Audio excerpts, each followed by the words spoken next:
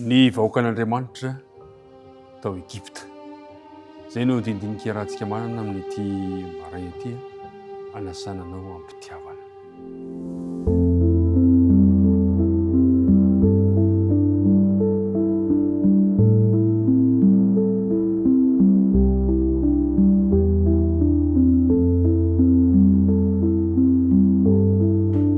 Ry mpiara-midinika namana isany, miaraba antsika rehetraindray amin'ny anaran'i Jesosy, tafaraka amin'izao telo volana vaovao izao indray, zay rahantsika mandinika ny bokin'ny Exodosy na fahafahana. Manasanao ampitiavana, anaraka an'izay rehetra farany, mialohan'ny andiniantsika ny androany dia andeha hiaraka hivavaka isika. Andriamanitra rainay any an-danitro, misaotranao izahay, noho ny tombontsoa lehibe indray omenao anay, ka nitehirizanao anay tao anatin'ny fahavelomana, tsy herinay na tanjakay fa noho ny famindramponao, noho ny fitiavanao. Misaotra tamin'ny zavatra rehetra, ary ankehitriny dia misaotra ihany koa noho iny amin'izao fotoana izao raha ny mandinika ny teninao. Ankehitriny ary, mangataka anao mba hamela ny elokay, ary aoka ny fanena masina kosa no hitoetra teo amboninay azonay mandray tsara izay tianao ambara ao amin'ny teninao. Minaran'i Kristy nangatana ny vavaka. Amen.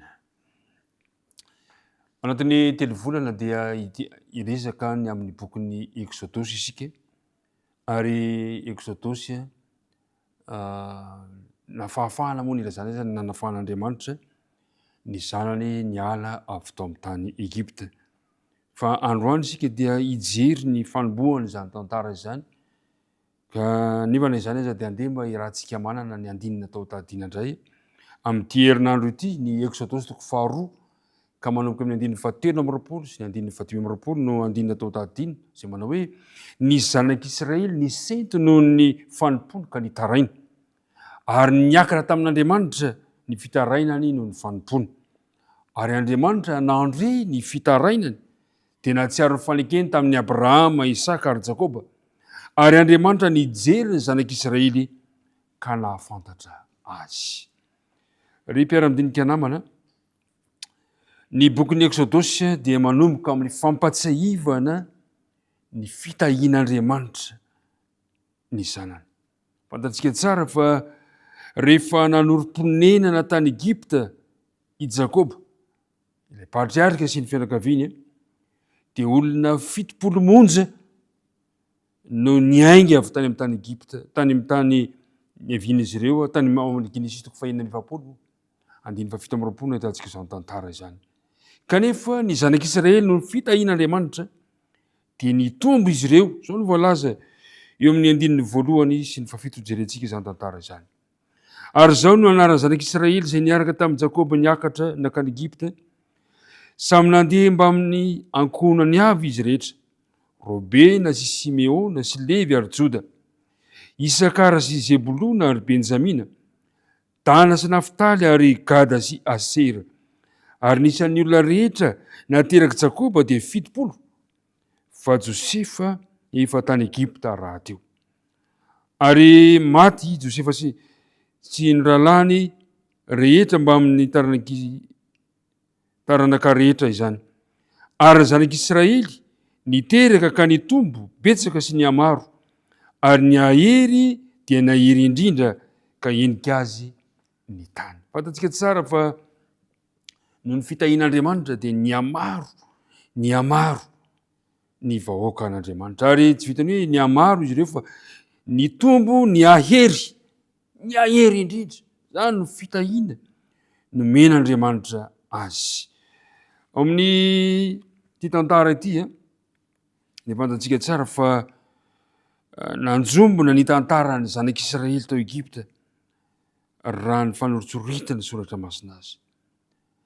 Nanomboka tamin'ny fanandevozan'ireo mpampiasa Egyptianina ny vahoaka Hebreo, nitapa-aoriana toy ny hoe tratra ny asa an-terivozina, kanefa ny nafinaritra dia izao, ny afara amin'ny fanatrehan'Andriamanitra mitondra fiadanana sy faherezana izany tantara izany.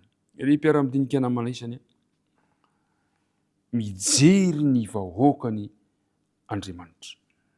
Naseho amin'ity bokin'ny Exodosy toko voalohany ity, ny fandresen'Andriamanitra mahatalanjona ny herin'ny ratsy tamin'ny nanafahany vahoakany tamin'ny fanandevosana. Araka ny nampahoriana azy dia vao mamaika ny amaro dia amin'ny amaro sy ny tombo isa reto vahoakan'Andriamanitra. Zany voalaza eo amin'ny 1:20. Nefa araka ny nampahoriana azy vao maika ny amaro, vao maika ny amarony sy ny tombony kosa, ka dia natahotra ny zanak'Israely indrindra ny Egyptianina. Ary mpiara-midinika namana, na inona tetikadin'olombelona ampahoriana ny zanany, na inona hevitr'olombelona ampijaliana ny vahoakan'Andriamanitra, Andriamanitra no manana fahefana farany tampony indrindra ahafahany mamonjy ny vahoakany. Zany no mampahery amin'ity tantara ity. Andriamanitra eo mandrakariva. Ny tantaran'ny Exodosy mantsy dia alazaintsika fa boky feno fitarainana, feno fampahoriana nahitantsika ireo voilikilika nenjeny, ny fampiasana tsaradrariny ary natao tsinotsinona kanefa tsy ankila kosa. Andriamanitra dia mandre ny fitarainana.